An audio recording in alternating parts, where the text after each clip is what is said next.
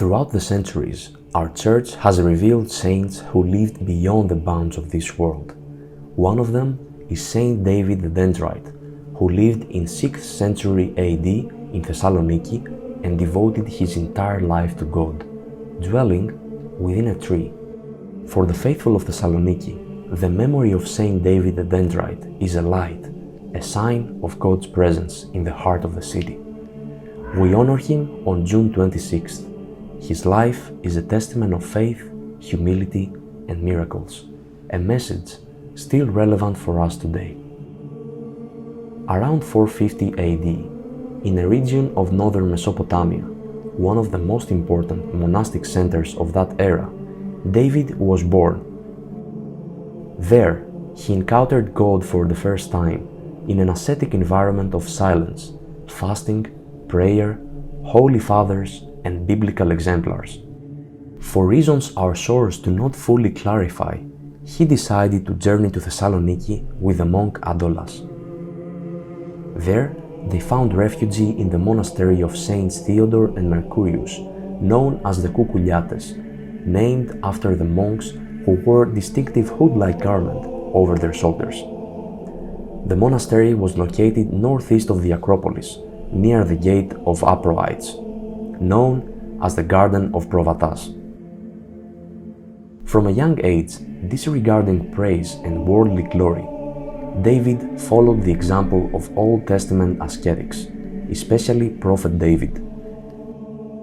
Just as the prophet sought 3 years of wisdom and humility, so did Saint David strive to approach God in a deeper way.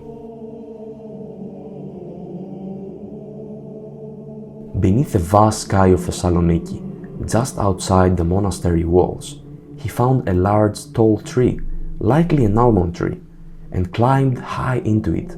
There he lived for 3 years. 3 years without food, without shelter, enduring heat and cold, with only silence, prayer, and the sign of the cross as his companions. It was a form of asceticism similar to the stylites, but David became known as the Dendrite, the man who lives in a tree. His model was the prophet, but also the contemporary saints who rejected the world. At the end of the 3rd year, as he stood on a branch, an angel of the Lord appeared to him. The angel told him that God has heard his supplication and that his trial in the tree had come to an end.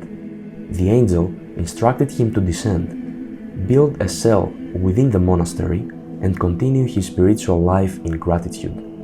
There was no pride, only humility and discreet obedience.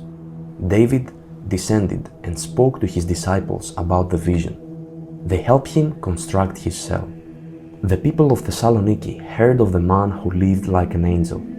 Archbishop Dorotheos, upon learning of his holiness, received him with reverence. David's appearance had changed. His hair had grown down past his waist, and his beard reached his feet. Yet his face radiated with sanctity. In 535 AD, Emperor Justinian decided to elevate his city to New Justiniana. Though it was an honor, the people of Thessaloniki felt it diminished the status of their historic seat. The new Archbishop, Aristides, believed that the spiritual voice of David might change the emperor's heart. Thus, with humble resolve, he sent David to the capital to deliver their appeal. While David appeared before Emperor Justinian's court, he held burning coals and incense in his bare hands. The astonished council witnessed that he was neither burned nor harmed. It was a miracle, a divine sign of the saints' faith. The emperor was silenced, and the request of Thessaloniki was granted with respect. A powerful example of the supremacy of God's will. Saint David began his return journey to Thessaloniki, but as the ship passed through Chalkidiki, he sensed the time of his final departure has come.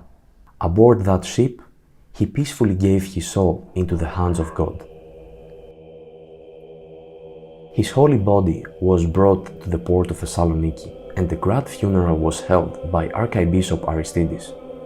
He was buried at the monastery of the Koukuliates, just as he had requested.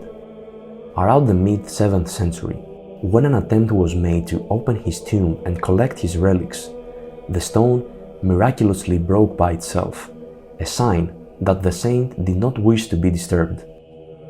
During the time of the Fourth Crusade, between 1204 and 1222, his relic was taken and transported to the west, passing through Pavia and then Milan. It finally returned in 1978, and it was placed in the Basilica of Saint Demetrius in Thessaloniki.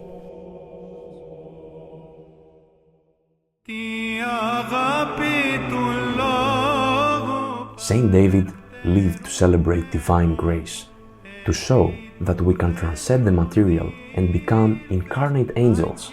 His humility, obedience, and unwavering faith in God's will teach us that we do not need lofty words or grandeur, only a heart that seeks the Lord.